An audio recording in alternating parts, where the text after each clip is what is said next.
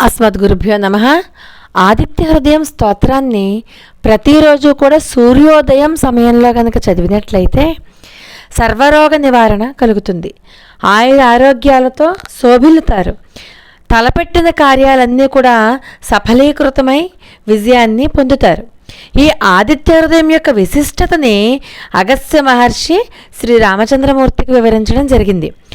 ఆదిత్య హృదయం యొక్క విశిష్టతని మనం కూడా తెలుసుకోవడానికి ప్రయత్నం చేద్దాం. తెలుసుకోబోయే ముందు శ్రీ సీతా లక్ష్మణ భరత శత్రుఘ్న హనుమత్ సమేత శ్రీ రామచంద్రమూర్తికి, శ్రీ సూర్యనారాయణమూర్తికి నమస్కారం చేసుకుంటూ వీడియోలోకి వెళ్ళి తతో యుద్ధ పరిశ్రాంతం సమరే చింతయా స్థితం రావణం చాగ్రతో దృష్ట్వా యుద్ధాయ సముపస్థితం. యుద్ధము చేసి మిక్కిలి అలసిపోయినటువంటి శ్రీరామచంద్రమూర్తి యుద్ధరంగములో చింతాక్రాంతుడై ఉన్నాడు. ఆ తర్వాత రావణాసురుడు యుద్ధ సన్నద్ధుడై ఆ స్వామి ఎదుట నిలిచి ఉండెను. దైవతైశ్చ సమాగమ్య ద్రష్టుమభ్యాగతో రణం ఉపాగమ్యాబ్రవీత్ రామం అగస్త్యో భగవాన్ ఋషి. యుద్ధాన్ని చూడడానికి దేవతలతో కూడి అక్కడికి విచ్చేసిన పూజ్యులైన అగస్త్య మహర్షి శ్రీరామచంద్రమూర్తిని సమీపించి ఆ ప్రభువుతో ఇట్లు పలికెను. అగస్త్య ఉవాచ రామ రామ మహాబాహో శృణుగుహ్యం సనాతనం ఏన సర్వా నరీన్ వత్స సమరే విజయిష్యసి. ఓ రామ మహాబాహో, నాయనా, సనాతనము చాలా గోప్యమైన ఈ స్తోత్రాన్ని గురించి తెలిపెదను వినుము. దీనిని జపించినచో యుద్ధమున నీవు శత్రువులపై విజయాన్ని సాధించగలవు. ఆదిత్య హృదయం పుణ్యం సర్వశత్రు వినాశనం జయావహం జపేన్నిత్యం అక్షయం పరమం శివం. ఈ ఆదిత్య హృదయం అను స్తోత్రము పరమ పవిత్రమైనది, సమస్త శత్రువులను నశింపచేయునది. నిత్యము దీనిని జపించినచో సర్వత్రా జయము లభించుట తథ్యము. ఇది సత్ఫలాలను అక్షయంగా ప్రసాదిస్తుంది. సర్వమంగళ మాంగళ్యం సర్వపాప ప్రణాశనం చింతాశోక ప్రశమనం ఆయుర్వర్ధనముత్తమం. ఇది పరమ పావనమైనది. సకల శ్రేయస్సులను సమకూర్చి సమస్త పాపాలను నశింపచేయును. ఆదివ్యాధులను తొలగించి ఆయుష్యును వృద్ధిపరచును. సర్వజపములలో శ్రేష్టమైనది కావున దీనిని జపించుట ఎంతైనా అవశ్యము. రశ్మిమంతం సముద్యంతం దేవాసుర నమస్కృతం పూజయస్వ వివస్వంతం భాస్కరం భువనేశ్వరం. అనంతమైన బంగారు కిరణములతో శోభిల్లుచు జాతికి జాగృతి తీసుకొస్తుందన్నమాట. దేవాసురులు ఈయనకు ప్రణమిల్లుదురు. మిక్కిలి తేజస్సు గలవాడు, సమస్త భువనములను నియంత్రించువాడు, లోకాలకు వెలుగునిచ్చు ఆదిత్యుని పూజించుము. సర్వదేవాత్మకో హేష తేజస్వీ రశ్మిభావన ఏష దేవాసురగణాన్ లోకాన్ పాతిగభస్తిభిః. ఇతడు సమస్త దేవతలకు ఆత్మయైనవాడు, తేజోరాశి. తన కిరణాల చేత లోకానికి శక్తిని స్ఫూర్తిని ప్రసాదించువాడు. దేవాసుర గణములతో కూడి సమస్త లోకాలను తన కిరణాల చేత రక్షించుచుండువాడు. ఏష బ్రహ్మాచ విష్ణుశ్చ శివస్కంద ప్రజాపతి మహేంద్రో దనదః కాలో యమసోమో హ్యపాంపతి. బ్రహ్మ, విష్ణువు, శివుడు, కుమారస్వామి, ప్రజాపతి, దేవేంద్రుడు, కుబేరుడు, కాలస్వరూపుడు, యముడు, చంద్రుడు, వరుణుడు, ఇంకా పితరో వసవస్యాధ్య హ్యస్వినౌ మరుతో మనుః వాయుర్వర్ణి ప్రజాప్రాణ ఋతుకర్త ప్రభాకర. పితృదేవతలు, వసువులు, సాధ్యులు, అశ్వినీ దేవతలు, మరుత్తులు, మనువు, వాయువు, అగ్ని, ప్రజలు మొదలైన వారి స్వరూపాలన్నీ కూడా ఈయనవే.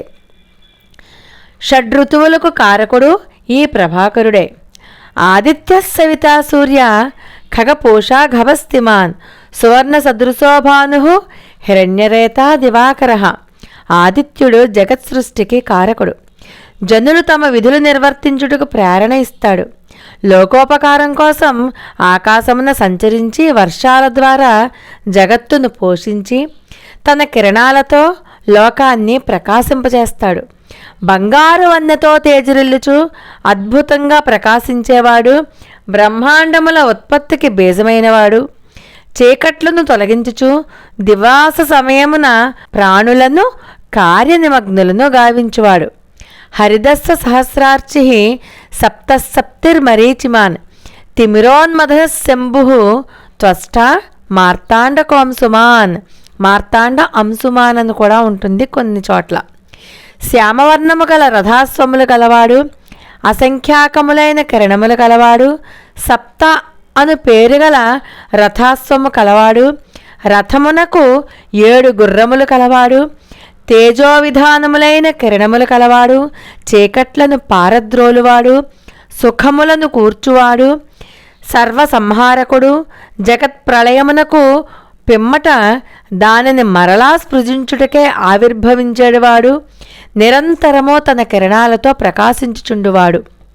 హిరణ్యగర్భ శిశిర తపనో భాస్కరో రవి. అగ్నిగర్భోదితే పుత్ర శంఖ శిశిర నాశన. బ్రహ్మాండములను తన ఉదరమునందు ధరించువాడు, తాపత్రయములతో బాధపడు వారికి ఆశ్రయమై వాటిని తొలగించుటకు శాంతిని ప్రసాదించువాడు, తరింపచేయువాడు, దివ్యములైన వెలుగులను కూర్చువాడు, సకల లోకాలకు స్తుతిపాత్రుడు. దివాస సమయమున అంటే డే టైం అంటాం కదా, అలాంటప్పుడు దివాస సమయమున అగ్నిని గర్భమునందు ధరించువాడు, అదితిదేవికి పుత్రుడుగా అవతరించినవాడు, సాయంకాలమున స్వయముగా శాంతించువాడు, మంచును తొలగించువాడు. వ్యోమనాథస్తమోవేధి ఋగ్యజుస్సామపారగ ఘనరుష్టిరపామిత్ర వింధ్యవీధి ప్లవంగమ.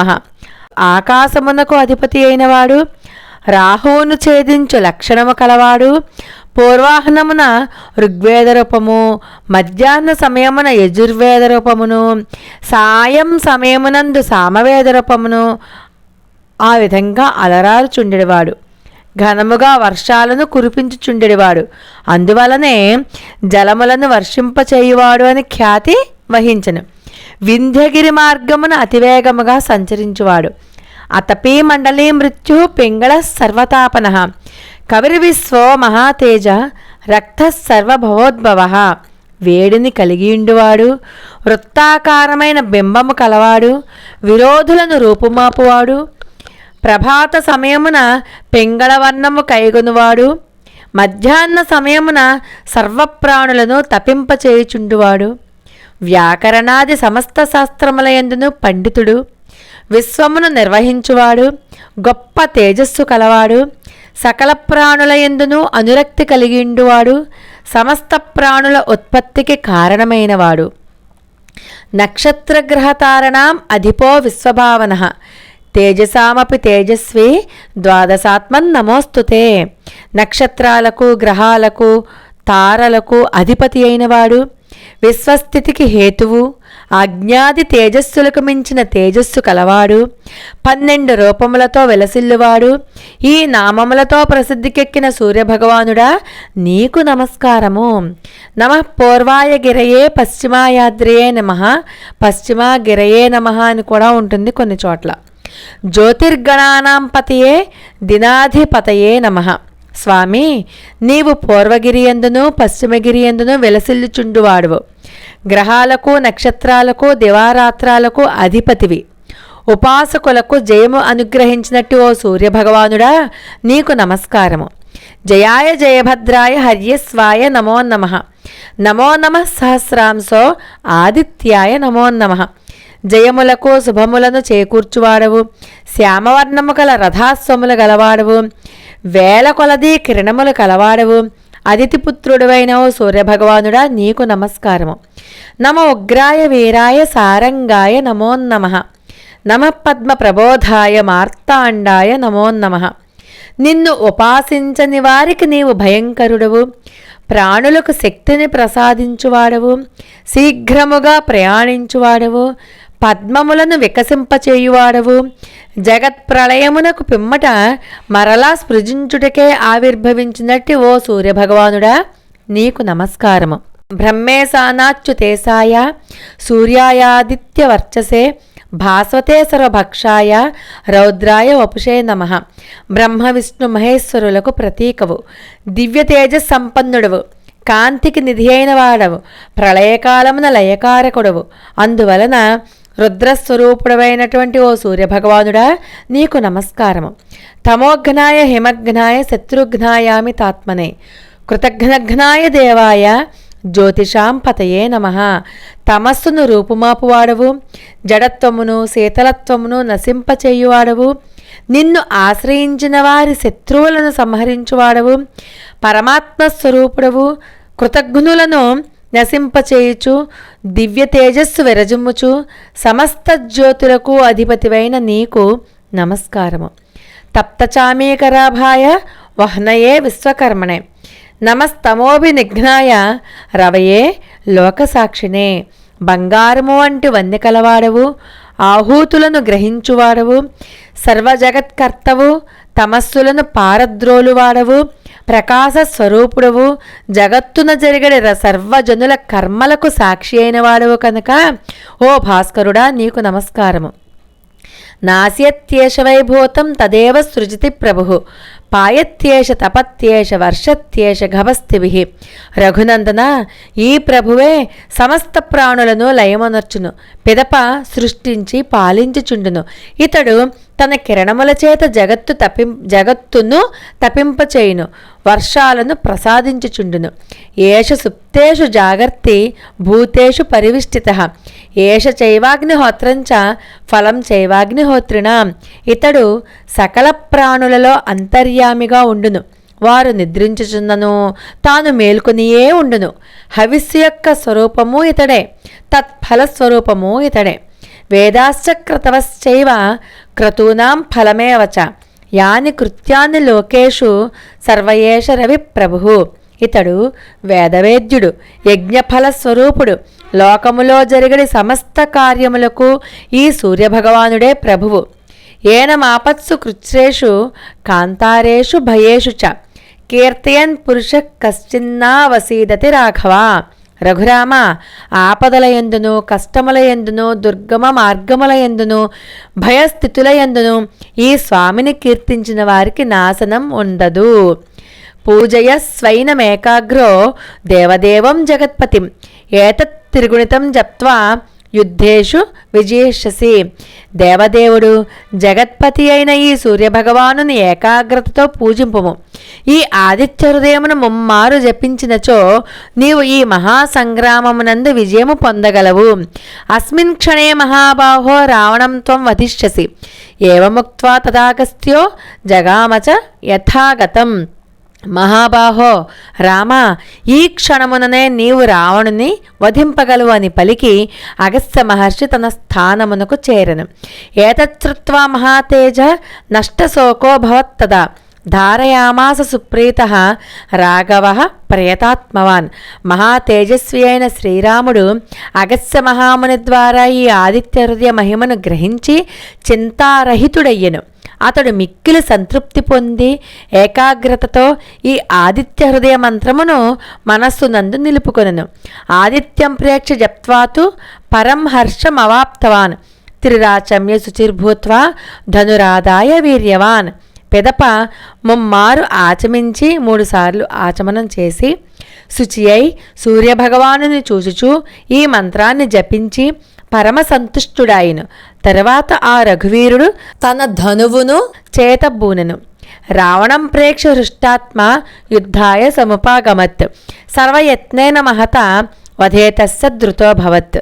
మిగుల సంతుష్టుడయ్యున్న ఈ రాముడు రావణుని చూచి యుద్ధమునకై పురోగమించెను. అన్ని విధములుగా గట్టి పూనికతో ఆ నిశాచరుని వధించుటకు కృతనిశ్చయుడయ్యెను. అధర విరవధిన్ నిరీక్షరామం ముదితమనా పరమం ప్రహృష్యమాణ నిశిచరపతి సంక్షయం విదిత్వా సురగణ మధ్యగతో వచస్త్వరేతి.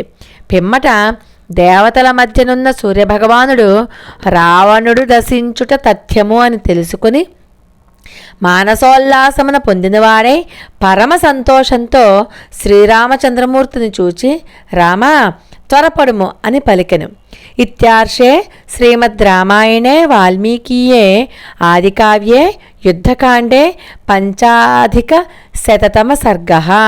ఈ విధంగా రామాయణం శ్రీమద్ రామాయణమునందలి ఆదికావ్యంలో ఉన్నటువంటి యుద్ధకాండలో ఉన్నటువంటి ఈ సర్గ సమాప్తము. లోకా సమస్త సుఖనభవంతు. మరి ఒక అద్భుతమైన వీడియోతో మళ్ళీ కలుసుకుందాం.